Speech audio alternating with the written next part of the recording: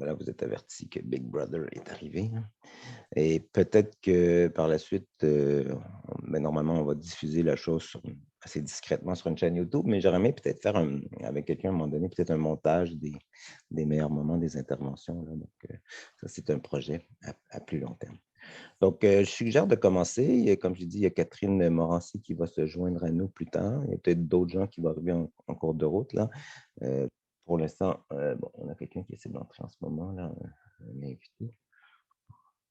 Donc, j'espère juste qu'on n'aura pas de Zoom bomber comme j'ai eu parfois dans mes cours. Je ne sais pas s'il y en a qui ont déjà eu ça, là. J'avais un type qui me mettait des trucs pornographiques pendant mes cours, qui me dessinait des Non, organes génitaux sur mes PowerPoint, puis qui faisait non, des bruits horribles. Il venait à chaque mercredi. Il rentrait avec des noms de mes étudiants en plus, là. Donc, je n'arrivais pas à le détecter parce qu'il avait réussi à avoir accès à ma liste de classe. En tout cas, j'espère qu'on n'aura pas ce genre de visiteurs-là là, pour nous interrompre, mais ça mettrait peut-être du piquant dans la discussion. Alors, je commence. Je fais juste peut-être rappeler en introduction le projet, d'où il vient, là. C'est un projet qui a été lancé en avril 2020, donc au moment où on était au tout début du confinement, là, du premier confinement qu'on a eu avec la pandémie. C'est une idée que j'avais eue. Moi, je suis un chercheur surtout sur la littérature de la Renaissance, donc comme plusieurs autres, j'ai pensé au Décaméron, évidemment. Je n'ai pas été le seul. Le New York Times l'a fait quelques semaines plus tard, là. Ils m'ont volé mon idée, là. J'avais lancé un appel pour des textes à des auteurs, à plusieurs amis.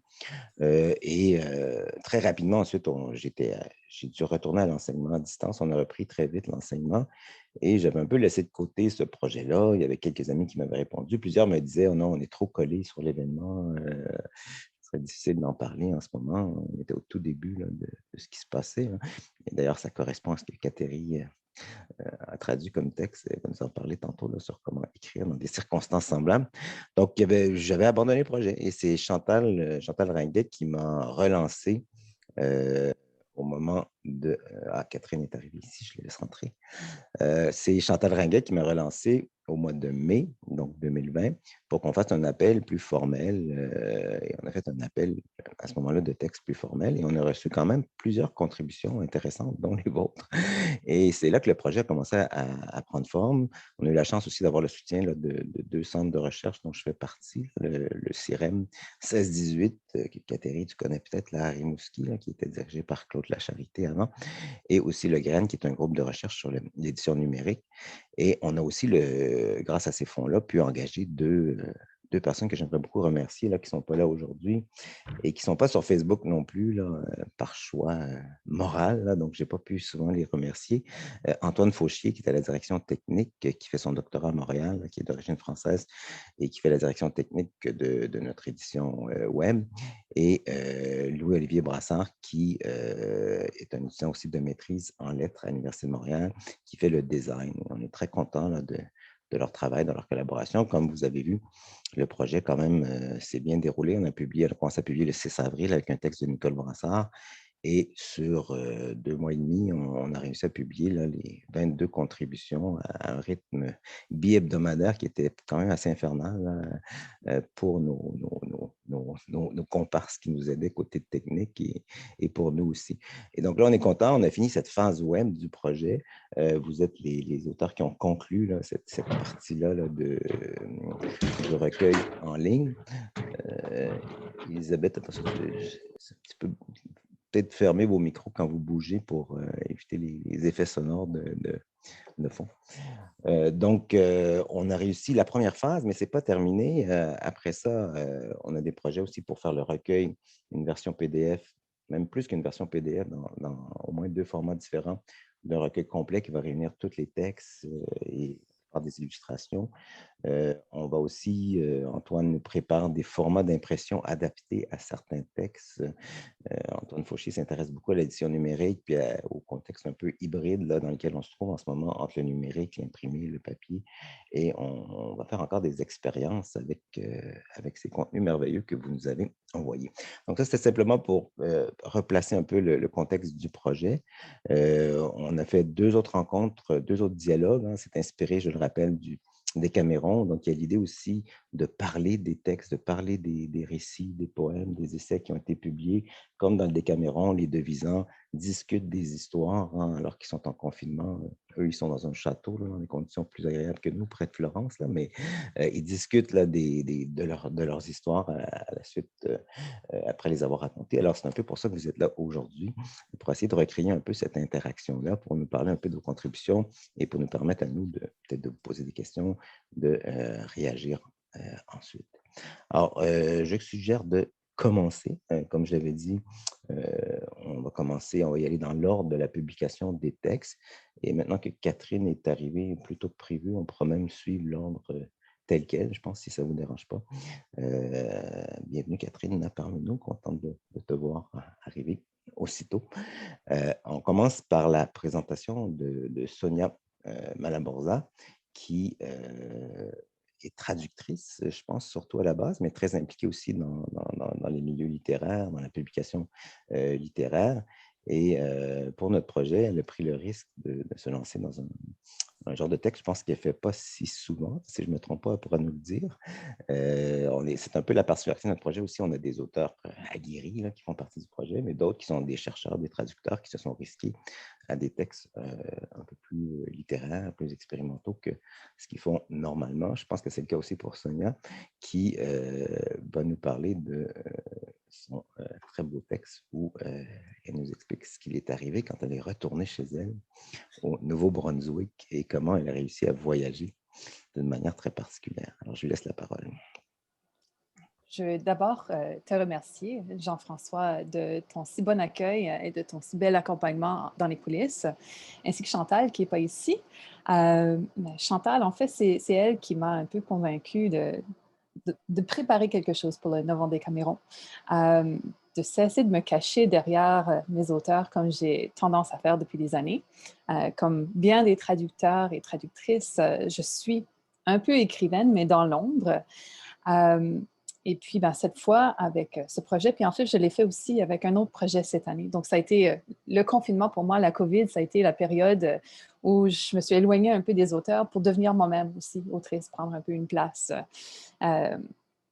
Donc, si je peux parler brièvement de ma contribution à traduire l'espagnol en temps de confinement, c'est un peu un double récit de la dernière année et demie environ. C'est le récit de mon retour, un peu malgré moi, à la ruralité.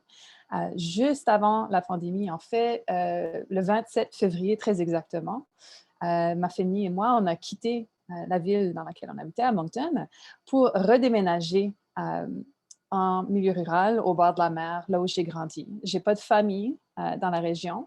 Parce que mes parents, en fait, sont d'Ottawa et de Montréal respectivement. Donc, je n'ai pas d'attache familiale à l'Acadie. Mais mon attache géographique, c'est celle de Rexton, le village à 5 minutes de là où on s'est installé. Donc, on s'est installé sans savoir que le monde allait effectivement fermer. Mes enfants sont allés à l'école de la région pendant 5 jours avant qu'elle ferme. Donc, on a passé un bon 6 mois repliés les uns sur les autres dans une grande maison sur 4 acres, essentiellement dans le milieu de nulle part parce qu'on n'avait pas eu le temps de voir qui était dans les environs. Donc, pour moi, le confinement, le retour à la ruralité, ça a été un retour à, en fait, un vide spatial et un vide social aussi. Ça a été difficile de départager dans ce vide ce qui était dû à la pandémie et ce qui était dû à ce retour à la ruralité. Ce qui nous concerne peut-être plus aussi avec le texte que j'ai partagé avec le Novembre des Camerons, c'est qu'il y a un outil en fait qui m'a aidé à meubler cette solitude qui a été qui a été propre à ce retour à la ruralité. Puis c'est une cohabitation dans les mots d'un ami à moi. Parce qu'en fait, dans la vie de tous les jours, je traduis, mais je traduis de l'anglais vers le français. Je traduis de la poésie, je traduis des théâtres, je traduis des romans. L'espagnol, c'est quand même assez nouveau. Puis c'est aussi un travail plus lent pour moi parce que l'espagnol, c'est ma 4e langue et puis je la parle très mal. Je la lis mieux que je ne la parle, avec beaucoup plus de confiance. Mais comme je raconte dans Traduire l'espagnol en temps de confinement, il y a ce livre-ci qui est arrivé. juste avant la pandémie, quand on était tellement occupés qu'on n'avait vraiment pas le temps de faire quoi que ce soit, sauf nos engagements professionnels. Donc, c'est Isolario de Adalbert Salas Hernandez. C'est un petit recueil qui est paru dans une maison d'édition à Puerto Rico. Et ça a été un coup de foudre pour moi dès la première lecture. Puis à un moment donné, en fait, j'ai décidé que le soir, plutôt que de me morfondre devant Netflix, j'allais passer du temps avec ce texte. Et c'est le travail sur Il Solario qui m'a permis de meubler la solitude dont je parle dans le texte. Donc, globalement, c'est à peu près ça que je vous ai proposé comme aventure d'écriture. Je ne sais pas si Jean-François, ça correspond à peu près à ce que tu voulais que je dise ou Oui, si je veux c'est que je pousse un peu exactement plus loin. ce qu'on voulait comme intervention, c'est-à-dire nous parler du texte, nous parler aussi de ce qui a mené au texte, surtout la situation particulière qu'on a vécue depuis un an. Là, tu nous as bien mis en contexte la situation Oui. qui est à la source de ce texte-là. Donc, peut-être qu'il y a des gens qui voudraient réagir ou qui ont des questions sur ce texte-là.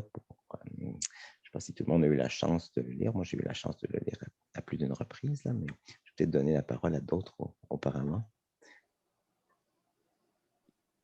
J'ai trouvé ça très beau, puis ça faisait un petit peu écho aussi à une partie du ressenti par rapport à mon texte à moi, le texte que j'ai traduit. Moi, je ne suis pas traductrice, donc moi, je m'improvise traductrice par passion, c'est-à-dire je traduis que par passion quand un texte se présente puis qu'il est assez fort, puis qu'il a une ouverture aussi pour qu'il soit publié. Mais je trouvais ça très beau parce qu'il y avait tout le rapport aux autres qu'on vit dans toutes sortes de phénomènes, dont la traduction, qu'on néglige souvent, c'est-à-dire que c'est un rapport très, très vivant, c'est un rapport de conversation, de dialogue, d'interrogation, puis on est aussi très habité, en fait, dans la solitude du confinement, par exemple, puis qui pour moi était peu une solitude, mais un enfermement peut-être plus.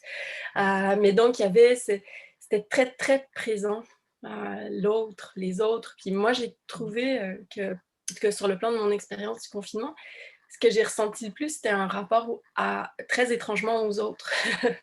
Donc, quand j'ai lu ce texte-là, Sonia, j'ai pas pu m'empêcher de ressentir cette habitation-là de soi comme une espèce d'antise ou une espèce de présence des autres. Puis j'ai trouvé ça tellement super intéressant qu'il y avait tous ces échos-là.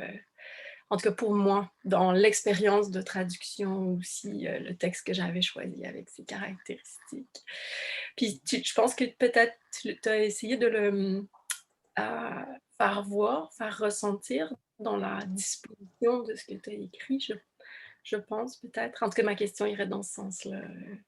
Oui, mais justement, il y a comme une espèce d'écho que j'ai tenté de faire entre ce que je traduisais et ce que je vivais. Puis, des fois, on voit des échos et on voit des croisements parce qu'on les cherche. Puis, justement, comme je lisais Isolario de si près, puis Nueva Cartas Nauticas par la suite aussi, parce qu'il y a eu un autre recueil qui est venu par la suite, ouais, on ne peut pas s'empêcher de voir qu'il y a des petits accidents où, comme le monde d'Isolar est aussi différent du mien, si caribéen. Euh, et le mien, qui n'était pas du tout une ruralité sur la côte est du Canada, il y avait quand même des points en commun où on se rejoignait. Puis, je l'ai évoqué aussi dans le texte, c'est que j'ai eu l'immense chance, en traduisant Isolario, d'entretenir un dialogue continu et quotidien avec l'auteur, ce qui n'est pas chose très commune quand on traduit, comme on le sait. Donc, ça sûrement nourrit ces points de rencontre-là. Merci beaucoup, Sonia. Merci, Catherine, là, pour Merci, cette Catherine. intervention tout à fait pertinente, là, qui met le doigt évidemment sur tout le paradoxe de l'île, hein, de l'insularité. Là. No man is an island de Donne. On ne peut pas s'empêcher de penser à cette citation-là. C'est tout à fait pertinent. Si ça ne vous gêne pas, peut-être qu'on pourra revenir au texte plus tard, mais on va continuer à laisser la parole aux autres contributeurs, puis on pourra, si à la fin, s'il y en a qui veulent revenir sur certains textes ou faire des liens entre des textes, il va toujours être possible de le faire. Donc, je passerai, si ça ne vous gêne pas, à la prochaine contribution, qui est celle de Catherine Morancy, qui est avec nous, je pense, en ce moment. Moi, je vois un iPhone de Catherine. Je ne vois pas son visage. Je ne sais pas si tu peux activer ton micro, Catherine. Ah, et ta Oui, caméra. bonjour. On te voit masqué, tu n'es pas chez toi, donc Non, je suis à l'hôpital avec ma fille, mais elle va bien.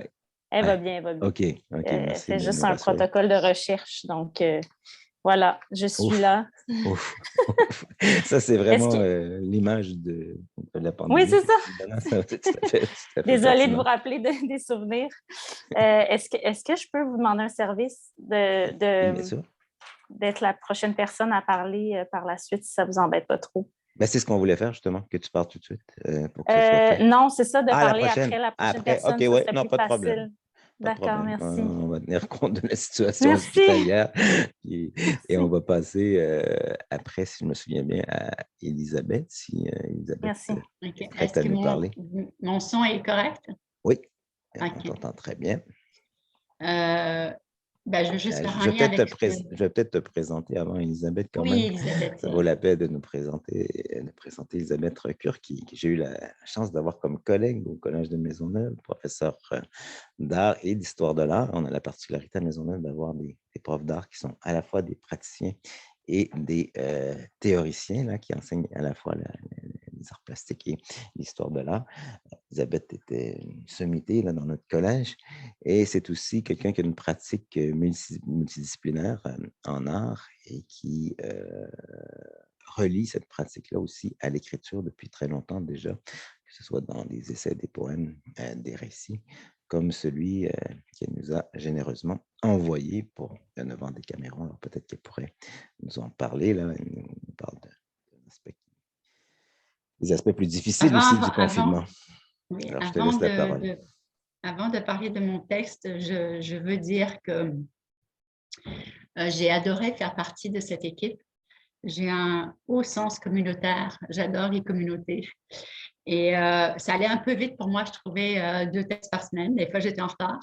Mais franchement, j'ai vraiment aimé ces rendez-vous. Et chaque texte, je lui ai trouvé quelque chose de précieux à retenir. J'ai d'ailleurs une page devant moi de notes sur chacun. Et à propos de Sonia, donc, puisque tu viens juste de parler, j'aimais beaucoup cette idée donc, que tu étais accompagnée d'une autre voix. J'aimais aussi beaucoup la dualité qu'il y avait entre migration, permanence, départ, immobilité. C'est un texte que j'ai beaucoup apprécié. Mais donc, j'ai apprécié chaque texte pour chacune des raisons particulières. Et je trouve ça un peu même dommage que notre communauté va être un peu dissoute à la fin de ce parcours. Donc, pour moi, ce texte-là, je dirais que quand j'ai reçu une invitation de Jean-François, c'est tombé à un bon moment. On était en plein confinement, donc. J'ai été confinée, mais je n'étais pas confinée chez moi. Et j'ai trouvé ça très difficile d'être enfermée et d'être enfermée sans avoir mes indices habituels que j'ai de ma vie quotidienne chez moi.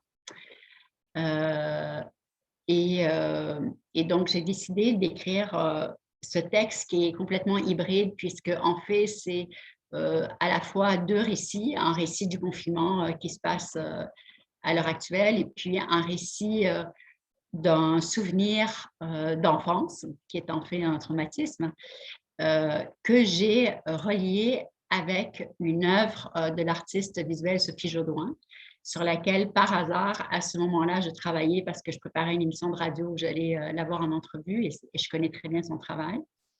Et en fait, donc, ces 3 récits avaient un lien qui était l'absence, qui était la perte de repères.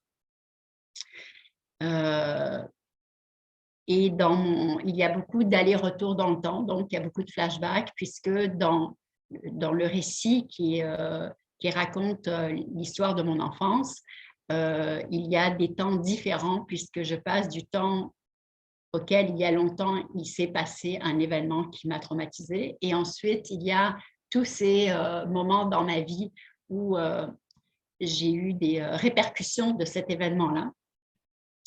En fait, comme vous avez peut-être pu le lire, je suis devenue claustrophobe quand j'étais enfant, mais je n'ai jamais su pourquoi jusqu'à il y a peu. Et en fait, c'est en thérapie qu'en racontant un souvenir, il m'en est venu un autre et je me suis rappelée de cet événement-là. Et donc, j'ai compris pourquoi, enfin, j'étais claustrophobe.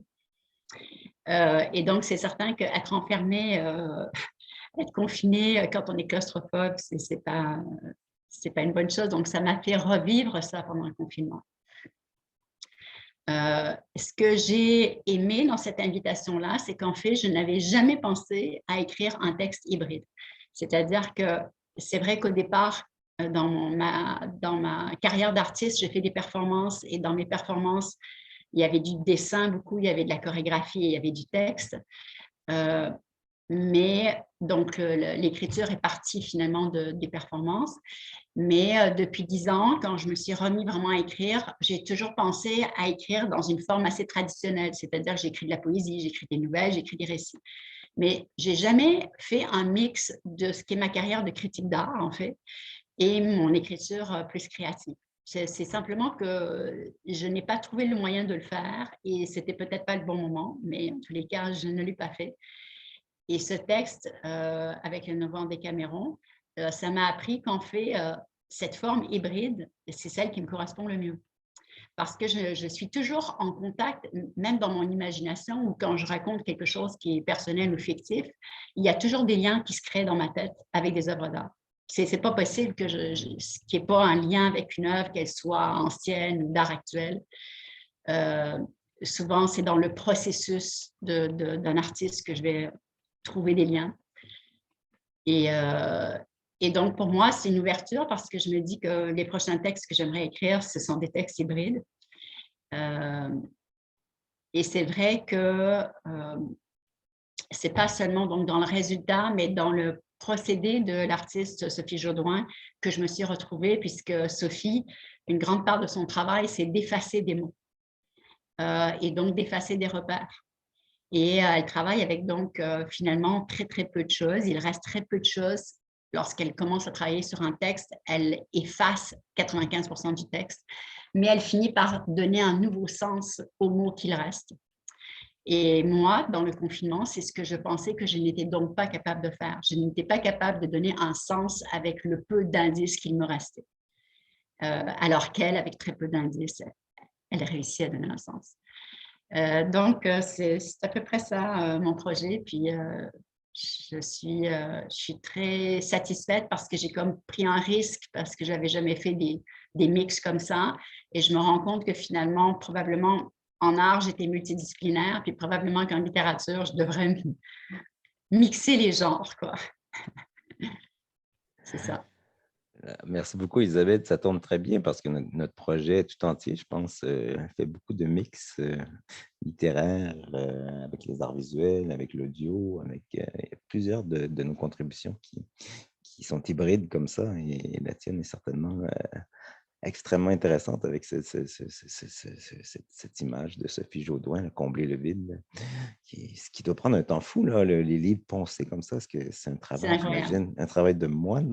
Sophie, elle a souvent des tendinites, là, mais même si ce n'est pas par effacement, si tu remontes dans le temps, dans tout ce qu'elle a fait, ce sont toujours des œuvres qui demandent beaucoup d'investissement en temps. C'est une routine et parfois, Sophie travaille 12 heures par jour sur des œuvres pendant des mois et des mois.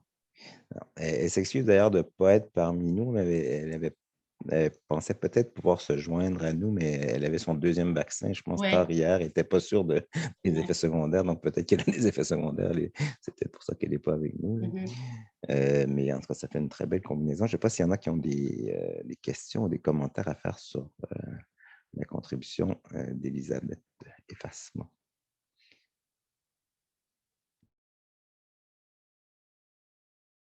Je ne t'entends pas. Patrick, je pense que tu veux parler, mais il faut enlever ton micro. Oui, il faut réactiver ton micro. J'ai fait une lecture un petit peu différente que celui de la thérapie qui stimule. Mais ce qui m'a intéressé, en fait, c'est l'œuvre d'art par son effacement, les mots qui restent et comment elle vient stimuler votre mémoire. Je l'ai vu comme ça.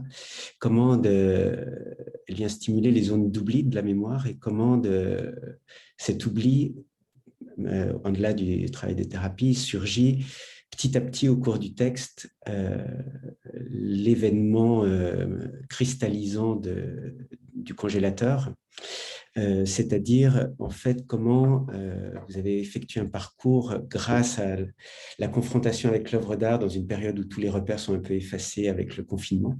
Comment apparaît une œuvre d'art, bon, plusieurs peut-être, puis il y en a une tout d'un coup qui vous parle, qui vient solliciter, sans que vous le vouliez peut-être vraiment, mais parce que vous êtes préparé aussi, vient solliciter des zones de votre mémoire et hop, l'événement apparaît clairement, alors que vous disiez tout à l'heure, vous étiez un peu flottante, comme peut-être sans doute nous tous, et tout d'un coup ça se cristallise et au bon moment, le texte va s'écrire et nous emmener vers ce moment de l'enfance important. Et ça me parle particulièrement, cet aspect visuel ou extérieur à soi d'une œuvre d'art notamment, qui a une action créatrice qui va vous emmener là où vous n'avez pas prévu. Et ça, c'est l'écriture qui vous l'a permis, j'ai l'impression. Donc, ça m'a beaucoup enchanté, ça, de constater cette trajectoire. Merci. Je serais bien intervenu en même temps pour ne pas faire de confusion, rebondir, parce que c'est assez lié quand même avec le premier texte de Sonia, si c'est possible. Jean-François, ou si tu veux que je revienne après. Oui, c'est permis. Tu peux...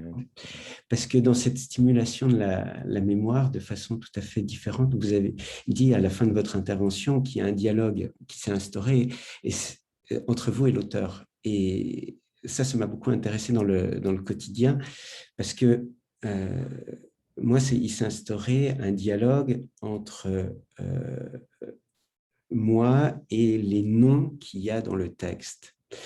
C'est un peu tout d'un coup de façon imprévue comme vous, Elisabeth, c'est-à-dire que je me retrouve face à ce texte et puis je vois le nom d'Adalbert.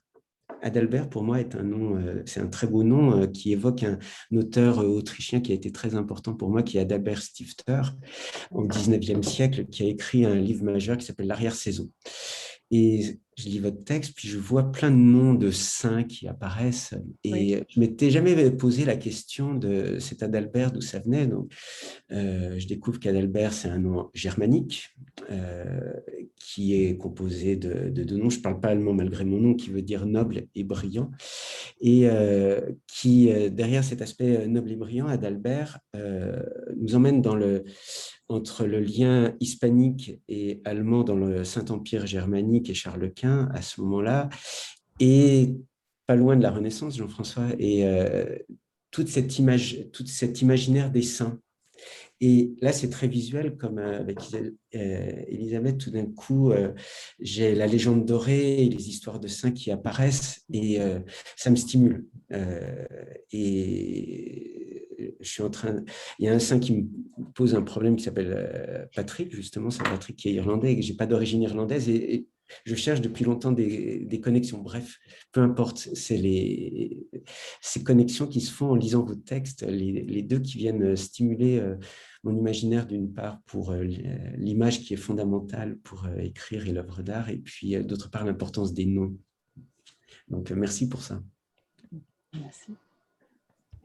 Merci Patrick pour cette intervention noble et brillante, comme le nom de l'année, qui pourrait te mener à la canonisation un jour, on l'espère. Si ça ne vous gêne pas, on va continuer les contributions, à parler des contributions. Je ne sais pas si Catherine, entre-temps, à l'hôpital, est maintenant prête à nous parler ou si tu veux attendre encore un peu.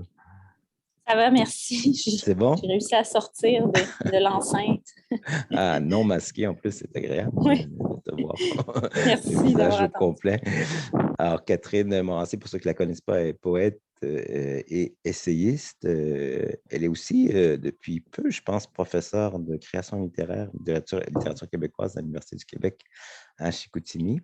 Et elle nous a envoyé un très beau texte dont j'aime beaucoup le titre, dont elle pourra nous parler elle-même. J'aime aussi la mise en page qui a été habilement, je pense, transférée sur le web par notre designer Louis-Olivier Brassard.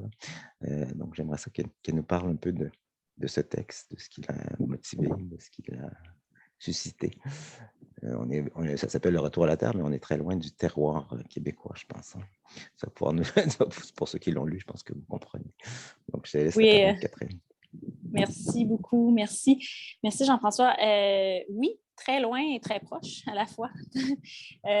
En lui, sans doute. D'abord, je voudrais vous remercier pour votre invitation. Merci à Chantal Ringuet qui m'a fait suivre cette très belle invitation stimulante. Et aussi, justement, aux gens qui ont contribué à faire de ces textes un lieu, un espace créatif et créateur pour nous tous et toutes, très stimulant. Je dois dire, j'ai été vraiment touchée par, je vous l'avais écrit, mais par la qualité justement de la production. Pas que j'avais des attentes qui étaient faibles, au contraire, mais vraiment, j'ai trouvé que c'est la première fois, je pense, que j'ai accès à une plateforme créatrice collective comme celle-là qui peut nous faire ressentir le texte de manière aussi profonde et gracieuse, je dirais même, dans le travail qu'on a fait graphiquement là, sur les textes. Donc ça m'a beaucoup émue. Et pour ce qui est de la suite à proprement parler, ben, en fait, j'ai proposé cette suite que j'avais écrite donc dans les toutes premières semaines du confinement, alors que je crois, je faisais face, comme plusieurs d'entre nous, je le pense bien, à une certaine terreur face à la situation et à beaucoup, beaucoup, beaucoup d'inconnus, en fait, et donc d'impuissance. Donc, c'est un texte qui a été écrit dans un sentiment d'impuissance assez profond et je pense aussi, ce texte-là est le résultat, en fait, d'une prise de conscience. J'ai l'impression d'avoir fait face pour la première fois à l'imminence de la mort de mes parents, mais de la mort de mon père surtout, qui est un homme âgé, comme on en a tous et toutes, j'imagine, autour de nous. Moi, j'ai toujours su, mon père est un survivant là, dans la vie, il a survécu à plusieurs graves problèmes de santé tout au long de sa vie, donc j'ai toujours su qu'il allait mourir un jour, mais là, c'est comme si pour la première fois, j'ai eu peur.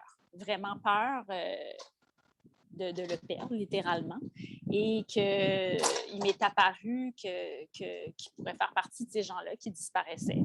Donc, ce texte-là, je l'ai écrit ainsi, puis en même temps, c'est étrange parce que j'ai perdu quelques amis suicidés au cours des dernières années.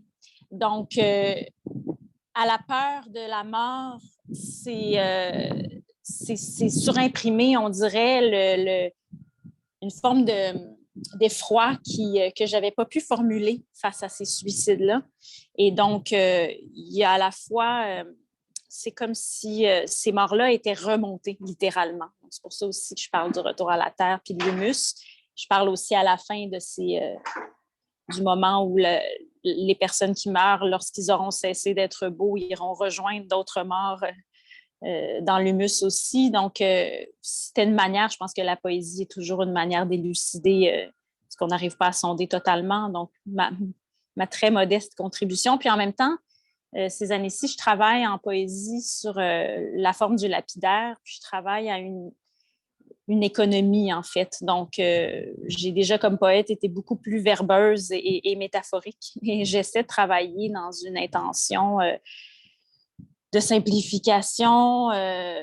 Oui, de travailler vraiment le poème en enlevant des couches de chair pour arriver plus près de l'os, si on peut le dire ainsi. Et donc, ce texte-là a contribué aussi à, pour moi, essayer de dire ces choses qui étaient indicibles de la manière la plus... je dirais pas radicale possible, mais tout de même la plus économe possible pour essayer de formuler cette nudité dans laquelle on se trouvait aussi face aux événements. Cette cruauté, mais cette nudité aussi, parce que je pense qu'on était tous plus ou moins, on doit le dire, nus face à la situation, nus dans les connaissances très réduites qu'on avait et qu'on a toujours, nus dans cette solitude dont vous avez, dont Hélène témoignait tout à l'heure de manière très touchante. Et donc,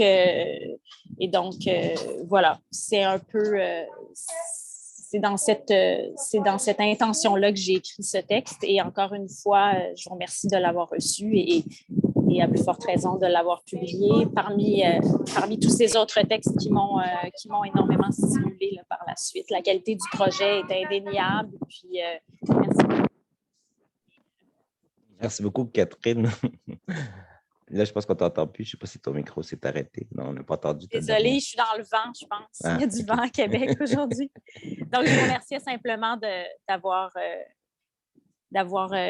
créé ce lieu-là, en fait, d'avoir créé cette plateforme, d'avoir créé ce lieu de conversation dans un temps où on a tous été confinés à une grande solitude. Et donc, pour moi, ça a été une manière d'éprouver aussi cette voie-là dans la solitude, en marge, en tout cas, de cette solitude.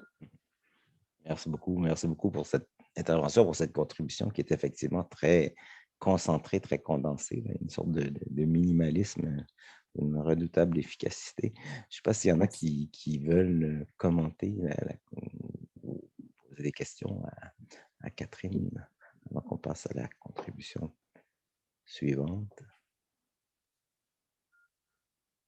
Peut-être qu'on peut enchaîner tout de suite avec la contribution de Patrick, parce que la question du deuil, je pense, est reliée et on pourrait relier ces deux contributions-là d'une certaine manière. Patrick, je vous le présente rapidement. C'est un bon ami, je dois l'avouer publiquement, mais aussi un très bon écrivain qui a publié plus de 6 livres. Il est médecin de formation. Après avoir travaillé en France, est venu à Montréal, est allé à Bruxelles, il est revenu à Montréal et on a la chance de l'avoir parmi nous ici depuis quelques années maintenant. Il a publié aussi des œuvres au Québec, aux Allusifs, une trilogie récemment. Et il nous a envoyé une contribution qui a demandé un certain courage. Je pense que je l'ai un peu talonné pour nous envoyer quelque chose. Et c'est un sujet qui a été difficile à aborder pour lui. Alors, je le remercie de s'être risqué à plonger pour nous parler de ce sujet-là. Et je laisse peut-être lui-même nous présenter un peu de quoi il est question dans son texte. Si vous ne l'avez pas déjà lu, je pense qu'il sera bien mieux placé pour en parler. Donc, je te laisse la parole, Patrick. Tu peux ouvrir ton micro.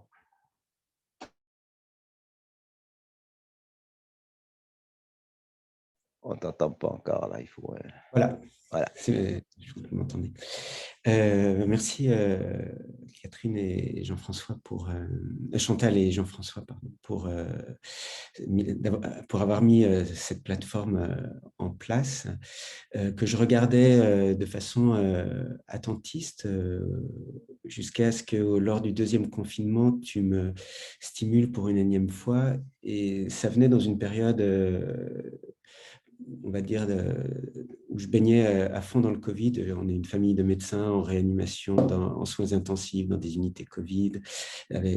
Bref, des collègues qui étaient en plein dedans, qui étaient, dont un décédé, dont je parle dans le texte. Et je dois dire que le sujet Covid me tentait pas trop, pas du tout même. J'avais rien à dire dessus si ce n'est que je le vivais. Et puis, lors du deuxième confinement, Jean-François me stimule un coup et je repars de là, et le lendemain, il n'y a ni courage, ni effet de deuil, ni quoi que ce soit. J'écris le texte en 24 heures, alors que d'habitude, j'écris lentement, même très lentement. Il s'impose comme ça, je l'écris, je ne savais même pas sur quoi j'allais écrire. Et donc, j'écris sur, non pas le deuxième et le premier confinement, au début du premier confinement, le décès de ma mère qui est survenu en France, hors Covid, je précise hors Covid, c'est une autre maladie. Et je ne me pose pas vraiment de questions, je l'écris à partir d'une chanson d'Alain Souchon qu'on avait passée à son enterrement, qu'on a vécu par Zoom depuis Montréal, puisqu'on n'avait pas le droit d'aller là-bas à cette époque-là. Et le texte se déroule ainsi très vite. Je reviens dans le deuxième confinement, je suis alors dans une période où j'avais terminé au cours de l'été précédent, un texte qui m'avait occupé 2 bonnes années, que le décès de ma mère m'avait le décès de ma mère m'avait fourni, non pas par son décès, mais m'avait fourni la fin du texte, m'avait permis. Tout d'un coup, le texte était terminé. Et puis, j'étais là depuis le mois d'août, un peu en attentisme, comme on est souvent en écriture. Rien de clair, écrivant des trucs plutôt nuls comme ça, comme exercice. Rien de bien précis. Et puis aussi en errance quand même là-dessus. Donc, Jean-François me stimule, j'écris le texte, je lui envoie, je ne veux plus en entendre parler du texte à ce moment-là, c'est fait. Mais ça met en mouvement quelque chose, quelque chose d'assez fondamental et profond. Donc, merci pour ça, entre autres, parce que quelques semaines après, ce texte me pose des questions, m'amène à me poser des questions sur une phrase que nous avait dite, qu'avait dit ma mère à ses petits-enfants une semaine avant de mourir, que son âme partait rejoindre celle de son époux. Et en tant que chirurgien chez les enfants, j'avais vécu de près le décès d'enfants lors d'interventions ou en unité de soins intensifs, décès qui, certains, m'avaient traversé physiquement. Et j'avais plus du tout de notion pour moi de ce qu'était l'âme et l'esprit. J'avais la notion de la mort très physique, très corporelle à travers celle des autres, de la vie aussi. Mais c'était des questions qui ne me parlaient pas. Et donc, à la suite de ce texte, j'en parle à une de mes sœurs en France qui me dit tout ça, c'est après ce texte-là, grâce à ce texte. Je dis, mais maman, on nous parle de cette histoire d'âme, et là, elle m'apprend que mon père, décédé de la même maladie 20 ans auparavant, c'est pas dans le texte ça, avait écrit une sorte de lettre quand il était malade, un testament spirituel, où il parle de 3 éléments, de l'âme, de la connaissance et de la lumière, 3 mots vraiment qui me sont totalement étrangers, mais qui viennent me frapper. Et la lettre, c'est un peu comme dans le soulier de satin, la lettre à Rodrigue qui met 10 ans à travers les mers pour atteindre la bien-aimée. La lettre de mon père m'atteint 20 ans après. Et là, on est en janvier, 3e confinement.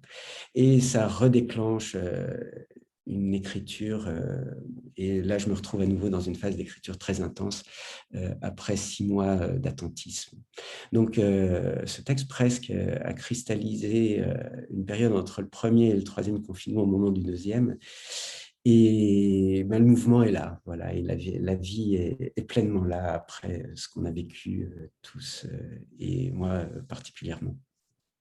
Donc merci pour cette incitation et cette plateforme où effectivement je découvre la richesse des vies de chacun, quoi, et par l'écrit. Merci beaucoup, Patrick, pour cette intervention très éclairante et pour ce texte aussi très émouvant pour ceux qui, je ne sais pas s'il y en a ici qui l'ont lu déjà, mais sinon je vous encourage fortement à le lire, surtout qu'il y a un extrait audio qui est lu par Patrick aussi qui donne encore plus de poids à ce texte-là que j'ai trouvé, moi, bouleversant. Là. Je ne sais pas s'il y en a qui ont des commentaires, qui voudraient poser des questions. Est-ce que vous m'entendez? Oui. Oui. Oui, je voulais dire justement à propos de ce court enregistrement, où on entend le vent, les pas, les feuilles, bref. On a vraiment l'impression que tu as choisi donc d'enregistrer pour être dans le concret et te rattacher concrètement à ce parc dont tu parles, et le parc Carré, qui est la routine, et qui est c'est comme une espèce de bouée de secours d'avoir cette routine où tu vas tout le temps dans ce parc. Et on a vraiment l'impression donc que si tu as choisi de nous faire entendre des sons reliés à ta marche dans le parc, c'est que tu en as énormément besoin de cette routine, c'est ce qui te retient. Et bien entendu, moi, ce qui m'a beaucoup touchée dans le texte, c'est cette façon dont tu es dans une situation d'urgence et tu n'as aucun moyen de régler cette situation d'urgence. On est complètement impuissant. Mais en même temps, et je voulais revenir un peu à ce que Catherine disait tout à l'heure, parce Catherine disait c'était quand même très sombre, son poème. Elle parlait de deuil et des suicides, mais en fait, je ne sais pas qui a écrit à propos de Catherine à parler de ton texte en disant lumineuse gravité. Et je sentais ça chez Patrick aussi, parce qu'en fait, même si tu parles de cette impuissance et c'est terrible parce que la personne va mourir et tu ne pourras pas être là, et c'est quand même très frustrant, c'est quand même très lumineux.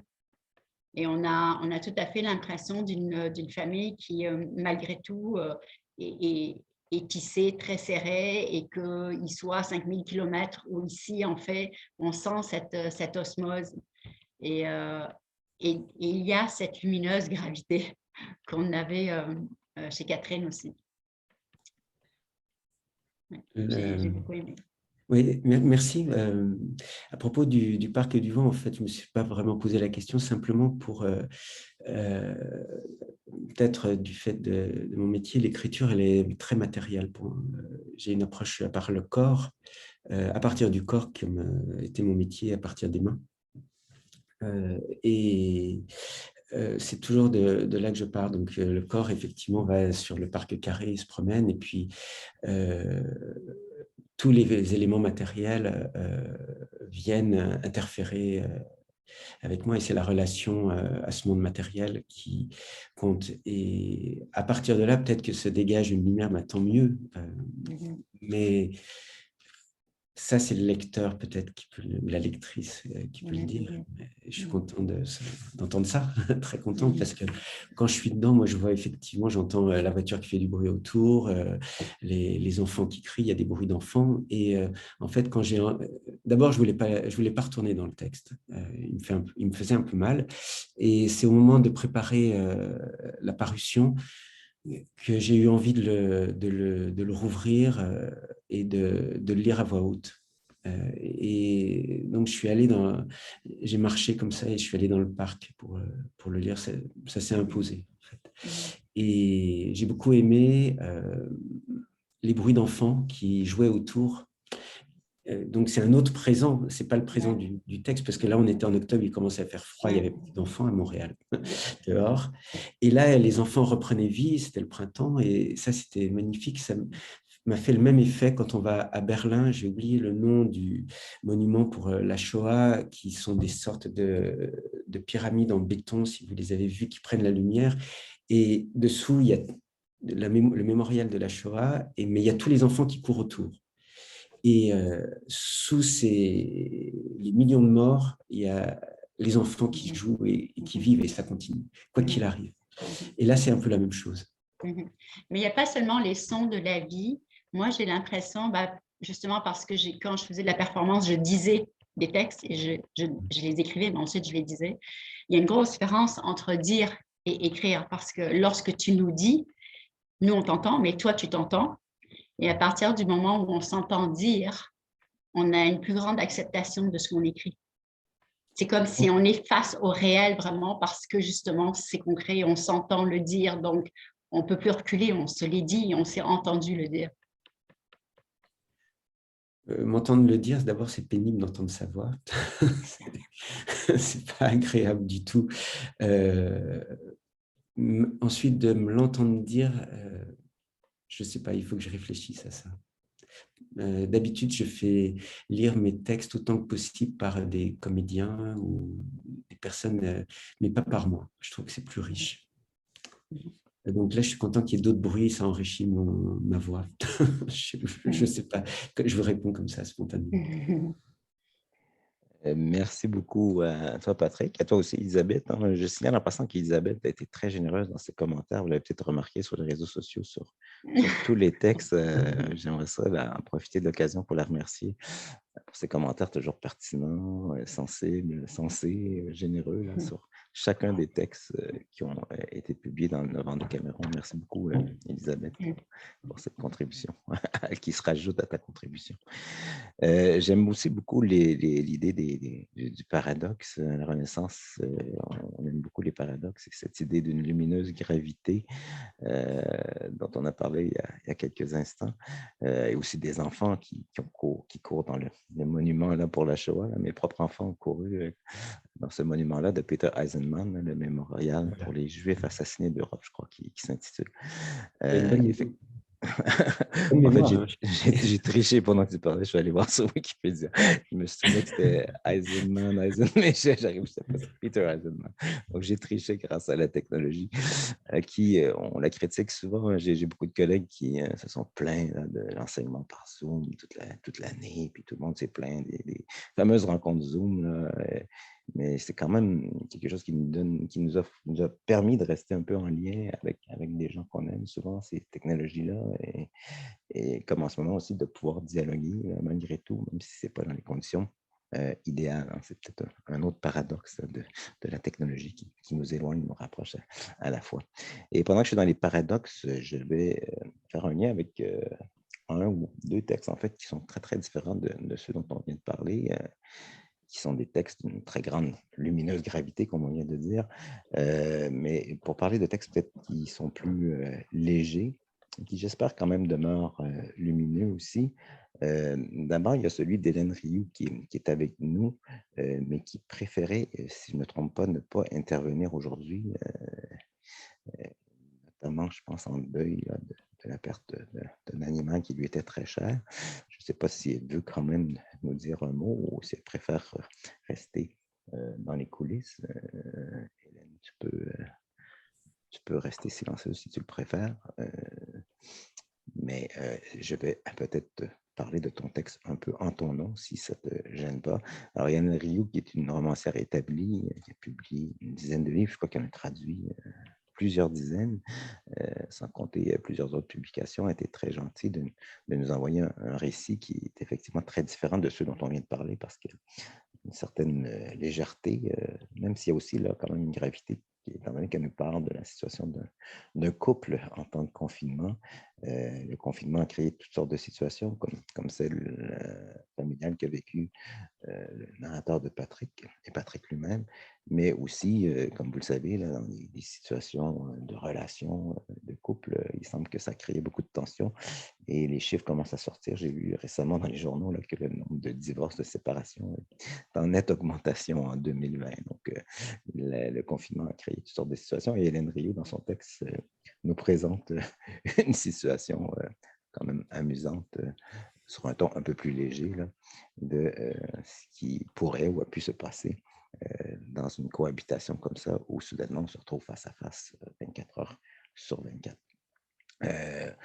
De mon côté, je suis aussi resté, si on peut dire, dans une certaine légèreté. Si ça ne vous dérange pas, je vais me présenter et m'interviewer moi-même, étant donné que Chantal ne peut pas être avec nous en ce moment.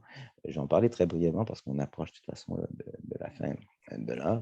Moi-même, comme certains ici le savent, je suis d'abord et avant tout le professeur et chercheur en littérature là, depuis plusieurs années, notamment sur la littérature de la Renaissance, mais aussi les humanités numériques, l'intermédialité, l'écologie des médias. Je m'intéresse à la fois à la littérature et aux nouveaux environnements technologiques, à la fois ceux de la Renaissance quand l'imprimerie est arrivée et ceux d'aujourd'hui. C'est une des raisons qui m'ont poussé à lancer ce projet-là. Mais la création littéraire est restée toujours un peu en marge, même si elle a toujours été présente dans ma vie, là, mais après les rôles de père de famille, de professeur, de chercheur, quand je trouvais le temps, je continuais toujours d'écrire un peu là, en parallèle, mais j'ai très, très, très, très peu publié, en fait, une nouvelle officiellement dans une revue, là, il y a plusieurs années. Mais beaucoup, comme c'est le cas d'autres littéraires, de textes dans les tiroirs virtuels, dont ce texte-là, qui, je dois l'avouer, Livrer la marchandise, celui que j'ai publié dans le 9 ans de la Cameron, n'est pas un texte qui a été écrit pendant la pandémie. Alors, je dois l'avouer en toute honnêteté, c'est un texte que je traîne depuis très, très longtemps, que j'ai écrit. Donc, peut-être même, je crois, une première version il y a près de 20 ans.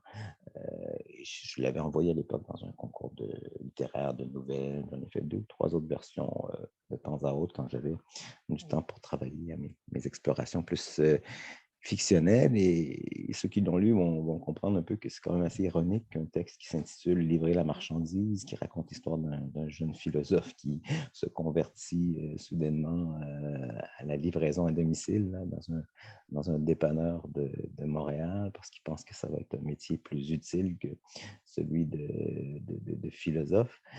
Comme vous le savez, ceux qui l'ont lu, ça ne se passe pas tout à fait comme prévu. Et disons qu'il y a certains problèmes qui se déroulent dans la livraison. Et c'est un peu le cas de ce texte-là aussi, qui tout entier a été comme, je l'ai soumis aussi une fois, je pense, dans une revue littéraire qui l'avait trouvé très drôle, mais qui disait que ça ne correspondait pas du tout à leur esprit beaucoup plus sérieux. Donc, c'est un texte que je traîne depuis longtemps. Puis soudainement, on dirait qu'il est devenu pertinent là, pendant la pandémie. D'une part parce qu'il raconte l'histoire d'un livreur. Et comme vous le savez, les livreurs ont quand même été, après les personnes qui étaient aux premières loges, les médecins, les gens dans les soins, évidemment, qui ont été les plus affectés là, par la pandémie.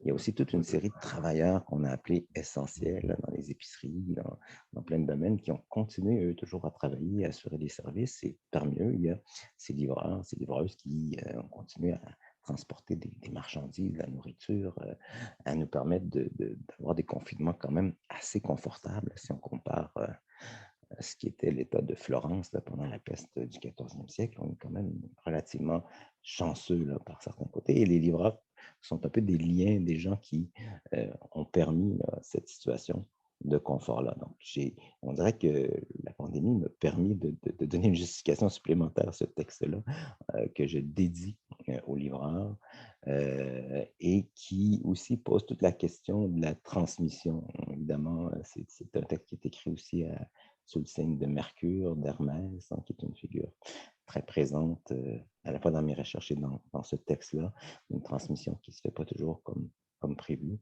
Et j'ai essayé, disons, de donner un tour un peu plus léger, un peu plus comique là, à cette situation-là qu'on a vécue. Hein. Évidemment que c'est juste une façon peut-être aussi de fuir certains aspects plus douloureux de cette situation-là. Donc voilà pour ce qui était mon texte. Je ne sais pas s'il y en a qui ont des questions ou des commentaires avant qu'on passe à la conclusion ou au dialogue final.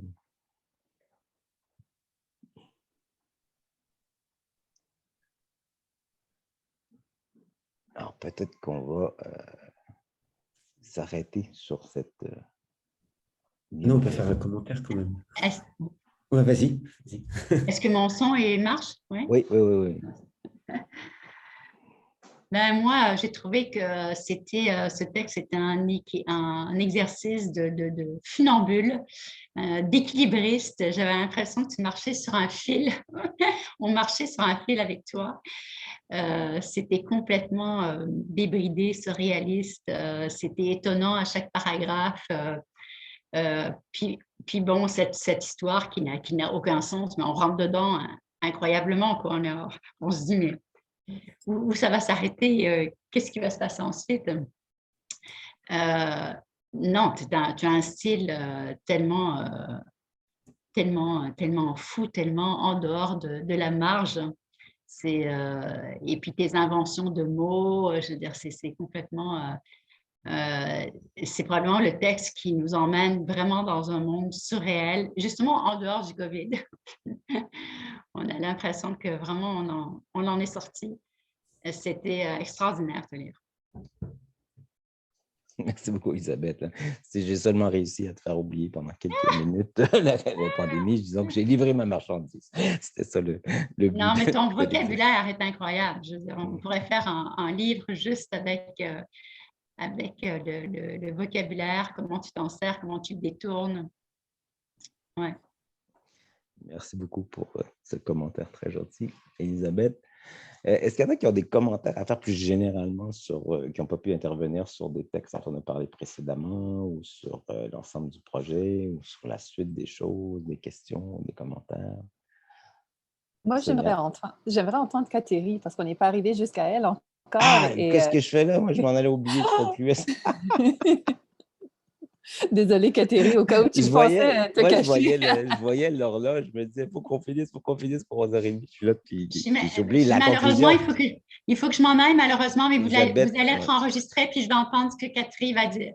Oui, OK. Merci beaucoup, Sonia, de me ramener à l'ordre de présentation. C'est assez fondamental parce que c'est la conclusion du projet en plus.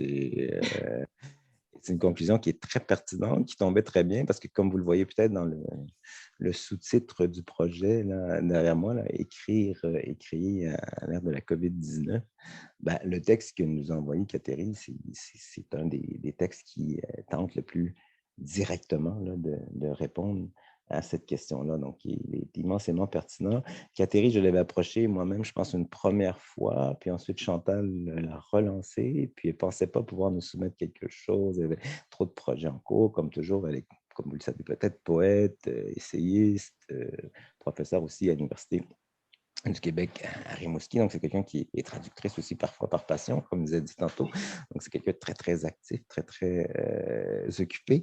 Et elle ne pensait donc pas pouvoir contribuer quelque chose au projet. Il n'y avait peut-être rien qui venait non plus par rapport à la situation, jusqu'à temps qu'elle tombe sur ce texte-là, puis qu'elle décide de se faire plutôt traductrice par passion plutôt que poète ou essayiste comme habituellement.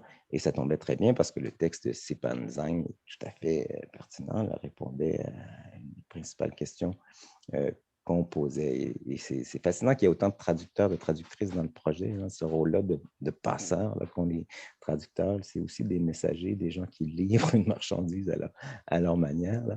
Et ça conclut, je trouve, de très, très belle façon là, les contributions. C'est la 22e contribution. Catherine va pouvoir nous en parler plus éloquemment que je le fais. D'abord, je vais vous remercier, toi et Chantal, de m'avoir approché pour collaborer au projet. J'ai trouvé ça extrêmement beau, extrêmement riche, puis dans la diversité des regards puis des approches, j'ai trouvé ça très stimulant, c'est-à-dire que il y a plusieurs manières d'avoir ressenti, perçu, éprouvé ce qui s'est passé. C'était très touchant, cette diversité-là. J'ai vraiment beaucoup aussi aimé vos deux textes, Jean-François et Hélène Rioux aussi, qui mettaient en la rencontre du jeune philosophe avec l'absurde. Pour moi aussi, nous signalait quelque chose vers la rencontre avec le temps qu'on ne peut pas contrôler, avec tout ce qui nous a semblé absurde, anxiogène, effrayant pendant cette pandémie-là, puis l'absence de réponses qu'on trouvait, les réponses qu'on ne trouvait pas. Dans des fois les cas de rencontrer, que ce soit le client de la porte, je ne sais plus quoi, ou la cohabitation avec les êtres aimés, puis qu'elle se fasse dans un climat de renégociation de l'espace, Hélène Rioux, ou dans un climat justement plus anxiogène, c'est-à-dire qu'est-ce que je peux porter moi qui peut être dangereux pour d'autres personnes avec qui j'habite, par exemple des personnes que je côtoie, des personnes plus âgées. Donc, cette espèce de constante révision de ce qu'on connaissait, de ce qui était attendu. Donc, j'ai beaucoup aimé ces rencontres-là avec soit l'absurde, le conflit, puis bien entendu les textes qui parlaient de deuil. Je voyais un très beau lien avec ce texte-là de Sipan Zhang. Et quand je l'ai lu, je l'ai reçu dans ma boîte aux lettres à un moment donné pendant la pandémie, puis je me suis dit, voilà, ce texte-là me parle. C'est-à-dire qu'il parle à ce que je suis en train d'essayer de traverser, qui était comme un combat pour faire 1000 choses en même temps, puis un combat contre ce que la pandémie me faisait vivre. Puis quand elle s'est mise, j'adore son ton un peu, elle a un ton très particulier, puis on sent une espèce de force sourde qui émane de ce texte-là. Et pendant la pandémie, moi, l'écriture était très difficile. Je me suis beaucoup occupée des autres, puis j'ai adoré ça. J'ai découvert que j'aimais prendre soin des autres, j'aimais teindre des cheveux, couper des cheveux, faire l'école à la maison parce qu'il n'y avait plus d'école, mais en même temps, c'était extrêmement obnubilant. Donc, j'ai découvert que l'écriture, pour moi, était plus difficile à ce moment-là. Puis aussi, elle nommait quelque chose qu'on vivait, qui était le deuil d'un monde, le deuil de cette vie-là d'avant qui était soudainement suspendue. Ça, je trouvais ça fantastique qu'elle le nomme. Et puis, quand elle parlait du pain ou de Netflix, ou même de se recroqueviller en boule sur le plancher en regardant les lattes de lumière, puis elle disait, tout ça est encore écrire. C'est comme si elle permettait à l'espèce de conflit permanent entre le difficile de la vie qu'on a rencontrés dans cette pandémie-là, chacun à notre manière, puis l'écriture d'exister. Puis à la fin, elle le nomme très bien, c'est comme si elle disait, puis j'ai trouvé ça très beau, qu'elle soit très directive, qu'elle ait un ton très fort, puis qu'elle nous dise, je vous donne le droit d'écrire en vivant. Et ça m'a vraiment profondément parlé, puis ça a changé mon rapport à ce que j'attendais de moi pendant cette pandémie-là, puis à ma propre anxiété, parce que d'un seul coup, je lis d'habitude une littérature très sombre, des livres difficiles, puis là, il n'y avait plus rien qui passait. Toute cette littérature-là difficile, où j'avais besoin de choses très lumineuses, très, puis en même temps, pas insolente non plus. Donc, il y a malgré qu'il y a une insolence dans ce texte-là qui est très belle. Mais j'avais envie de textes très vivants, de textes sur la joie amoureuse. Je sais pas, j'avais ce besoin-là. Donc, quand je l'ai lu, il m'a recentré, il m'a arraché à l'impression de désalignement de planète, nos vies, l'enseignement, les cours, la parentalité, puis tout se désarticulait. Je ne sais pas si vous l'avez vécu comme ça, mais moi, semaine après semaine, une chose se désarticulait, une autre chose se désarticulait. Plus d'école pour ma fille, plus de classe en vrai. Bon, donc, tout se désarticulait un peu, puis reprenait une autre forme. Puis c'est comme si, d'un seul coup, elle donnait le droit au chaos d'être, de nous inspirer pour créer. Et ça m'a fait un bien fou. Et quand vous m'avez contacté au début pour le super beau projet, Jean-François, j'étais comme super honorée, mais il n'y avait strictement rien en moi que mon abandon à ce chaos-là. Et éventuellement, en discutant avec Chantal, donc vous êtes des collaborateurs là, depuis quand même un certain temps, je lui ai dit, je peux pas. Puis j'ai produit un seul poème dans lequel j'ai condensé un peu toute cette expérience-là, qui va être publiée d'ailleurs bientôt dans une anthologie de poésie francophone, donc à suivre. Mais j'avais rien. Puis à un moment donné, en échangeant avec Chantal, je lui ai dit, tout ce que j'ai dans l'histoire de cette pandémie-là, c'est mon rapport à ce texte-là.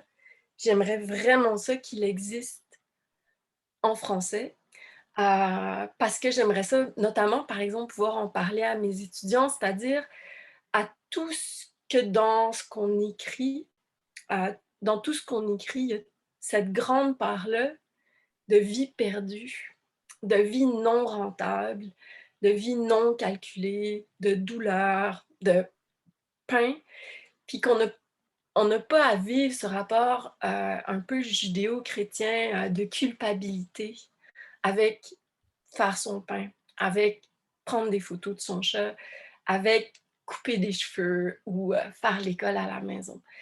Donc, pour moi, c'était un texte d'une grande réconciliation, puis avec une voix que j'aimais. Donc, puis que vous ayez accepté, puis que Pam Zhang, je pense qu'il est une jeune romancière américaine montante, ait aussi accepté qu'on fasse ça. J'ai trouvé ça fantastique. Puis c'était vraiment dans un rapport de donation, de collaboration, de générosité par rapport au projet que je l'ai fait, plus que pour porter quelque chose à moi. Donc, voilà. Puis, il y a des liens, bien sûr, là, que je pourrais faire avec tous vos textes. Moi, je les ai sentis, ces liens-là. Et en tout cas, il y aurait lieu d'élaborer si on voulait. Merci beaucoup, Catherine, pour cette intervention géniale qui me fait sentir encore plus coupable d'avoir failli t'oublier, alors que c'est une conclusion parfaite à tout ce qu'on a fait. Je ne sais pas s'il y en a qui veulent réagir à ce texte ou à cette intervention. Ce que je dirais peut-être, au-delà de l'acte de traduction lui-même qui me touche pour diverses raisons, étant moi-même traductrice, le texte de Pam, moi, est venu me chercher beaucoup parce que j'avais l'impression de m'entendre, moi, depuis 10 ans, faire un peu le plaidoyer de l'importance et de la centralité du quotidien. Parce que, en fait, moi, j'ai des enfants, ils ont grandi maintenant, ils ont 12 et 9 ans, mais pendant longtemps, ma pratique de traductrice était celle sur laquelle je m'appuyais pour quand même pouvoir créer quelque chose de tangible. je tricotais et je tricote encore aussi beaucoup pour ça, parce que ça me permet de produire quelque chose de tangible dans le chaos total qui est celui d'être une jeune mère. Donc, je voulais tout simplement te dire peut-être, Catherine, que moi, c'est là où c'est venu me rejoindre. Et puis, j'aimerais te remercier d'avoir pris le temps d'en faire un acte de création en traduisant aussi. C'est Chantal qui J'ai échangé avec Chantal, j'ai dit, pour moi, c'est ce texte-là, puis il n'est pas de moi. Puis elle m'a dit, oui, moi je vois vraiment la traduction comme un acte de création. Puis pour moi, traduire, c'est encore écrire, ou lire, c'est encore écrire. Être amoureux, c'est encore écrire. Marcher dans le parc, c'est encore écrire. Et on a tendance à scinder ces expériences-là. Puis je pense que la maternité, souvent, est extrêmement conflictuelle surtout quand on travaille en plus. Puis donc, la pluralité des exigences de la vie fait qu'on va souvent ressentir super fortement la tension entre cette vie-là qui semble comme perdue, puis l'écriture qui, elle, est comme idéalisée d'une certaine manière. Puis je trouvais ça extrêmement fort de lire dans ce texte-là. Moi aussi, je l'ai connecté à ma propre expérience de parentalité, puis de parentalité particulière en temps de pandémie, tu sais, quand il n'y a plus d'école, puis que l'école est suspendue pendant plusieurs mois. Moi, j'ai pris ça très au sérieux. J'ai fait l'école à la maison, j'ai donné des cours, j'ai essayé de faire du suivi. Donc, moi aussi, ça m'a parlé dans ce sens-là. Merci beaucoup, Sonia. Puis, avais-tu l'impression aussi, en traduisant, en fait, que Pam te donnait, en fait, elle t'avait posé une trame et toi, quand tu t'assoyais à ton pupitre, tu peux juste reprendre le fil et continuer le travail que tu fais avec elle? Oui, puis c'est comme si ça s'imprimait en moi. L'espèce de côté, je vous donne le droit, s'inscrivait en moi pendant que je traduisais. Puis je me sentais aussi habitée par son espèce de voix, je veux dire, un petit peu tigre, là, que je trouvais très, très belle. Je pense qu'il y a Catherine aussi qui voulait ajouter quelque chose. Je voudrais bien ajouter quelque chose dessus. Je vais juste laisser. Je pense que Catherine avait levé la main. Toi, si je ne te gêne pas, je vais faire le prof. Non, bien sûr. On va laisser Catherine, puis après toi. Bien sûr. Pardon. Ça va.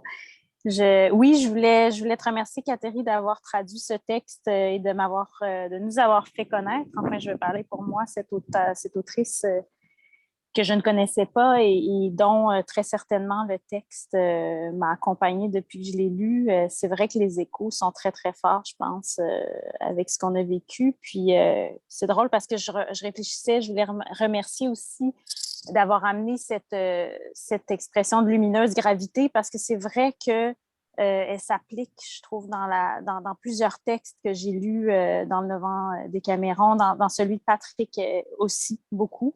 Et c'est intéressant ce que tu dis, Catherine, à propos de la maternité, parce que j'ai vu beaucoup, beaucoup, beaucoup de gens vivre cette phase-là de confinement dans un grand stress de parentalité, justement. Et évidemment, on a été confinés, mais on a été forcés aussi de devenir des professeurs, les interlocuteurs principaux, les compagnons de jeu de nos enfants, ce qu'on n'est pas nécessairement au quotidien généralement. Puis ce n'est pas nécessairement l'engagement qu'on prend non plus lorsqu'on décide d'avoir des enfants, on va se le dire. Pour moi, c'est drôle, ça a été un peu à l'inverse. C'est-à-dire que quand les gens ont parlé de lumineuse gravité, je dirais qu'une part de la lumière, le peu de lumière que j'ai pu sonder ou éprouver dans ces premiers moments de confinement sont venus vraiment du fait de pouvoir découvrir ma fille sous un autre angle. C'est-à-dire qu'elle avait 10 ans à l'époque, elle a 11 ans maintenant, et je me suis rendu compte que pour la première fois, j'avais accès à sa manière d'apprendre réellement. C'est-à-dire que oui, on les accompagne à travers les devoirs, à travers le quotidien, les apprentissages du quotidien.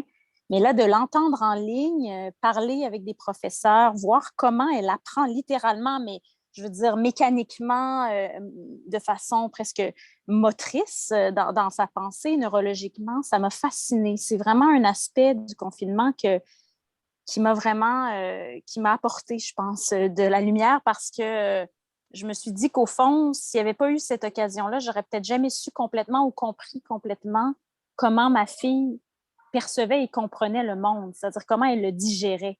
Et ça m'a beaucoup alimenté, je dois dire, dans tout ce que j'ai envisagé par la suite, autant dans mes travaux littéraires que dans ma manière de vivre, je dirais.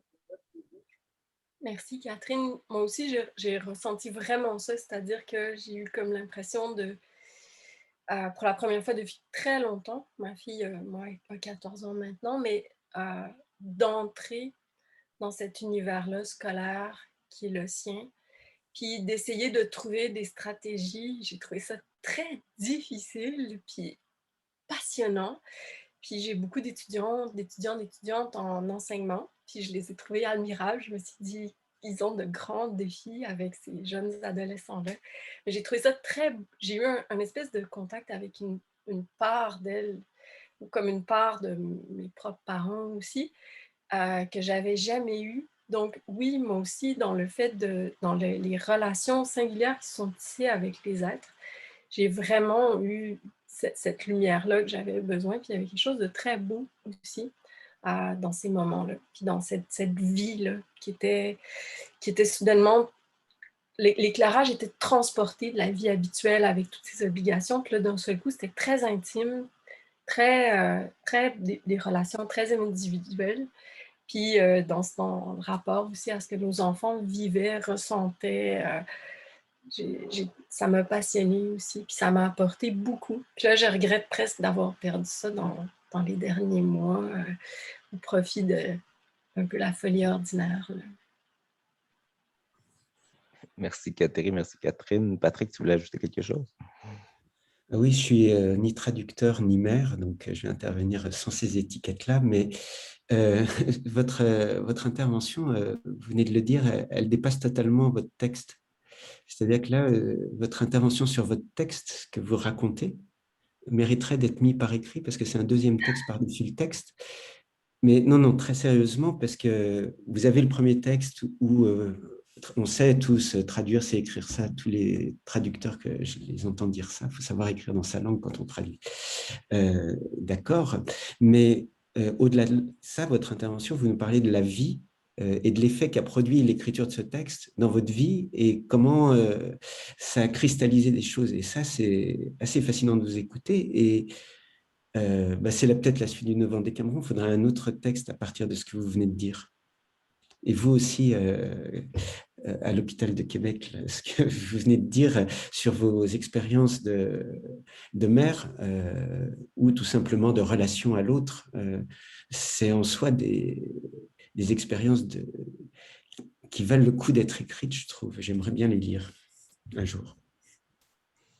Merci Patrick pour cette intervention tout à fait pertinente qui relie, qui nous ramène au texte que Catherine a traduit. Je pense que c'est la question du rapport à la vie qui est en jeu, là, du rapport entre l'écriture et la vie, là, que plusieurs personnes ont traité de différentes façons, évidemment. Mais je pense que c'est ce que j'aimais dans ce texte-là et encore plus dans la manière dont Catherine vient nous en parler sur comment on tente de toutes les manières possibles d'écrire à travers la vie, de vivre à travers l'écriture, de créer des liens, comme on est en train de le faire en ce moment. Je pense autour des textes aussi, à travers cette discussion-là, je pense que c'est un peu un des objectifs qu'il y avait derrière le 9 ans de Cameroun, de recréer des dialogues autour des textes. Puis effectivement, ça donne, comme tu viens de dire, Patrick, que peut-être ça pourrait donner de nouveaux textes qui se rajoutent aux textes qui ont été publiés. Et si ça ne vous gêne pas, je ne vais pas vous retenir trop longtemps, donc je m'arrêterai peut-être sur cette intervention-là qui me semble tout à fait, qui ferait une très belle conclusion, je pense, pour notre discussion qui a été fabuleuse. Je vous remercie beaucoup d'avoir été là. C'était très généreux, je trouve, comme rencontre. Il y a eu beaucoup d'interventions sur les textes des autres. C'était un peu mon fantasme, mon rêve là, dans ce projet-là, d'arriver à susciter un peu de ce genre d'interaction-là. Puis je pense qu'on y est arrivé ce matin. C'était une très belle rencontre. Merci beaucoup. Je vous tiens au courant, ou on vous tient au courant, Chantal et moi, de la suite des choses. Comme je l'ai dit, il y a le recueil. Peut-être qu'un jour, on pourra organiser un événement aussi en personne. On pourra se rencontrer. Puis que la communauté du 9 ans de Cameroun, comme on en parlait Elisabeth plus tôt, puisse continuer à vivre à vivre et à écrire. Alors, merci à vous tous et toutes. Merci à toi, François. Merci. Merci, Jean-François. Merci à tous. Au revoir et bonne continuation. Là, bon courage. À vous aussi. Ciao. Au revoir.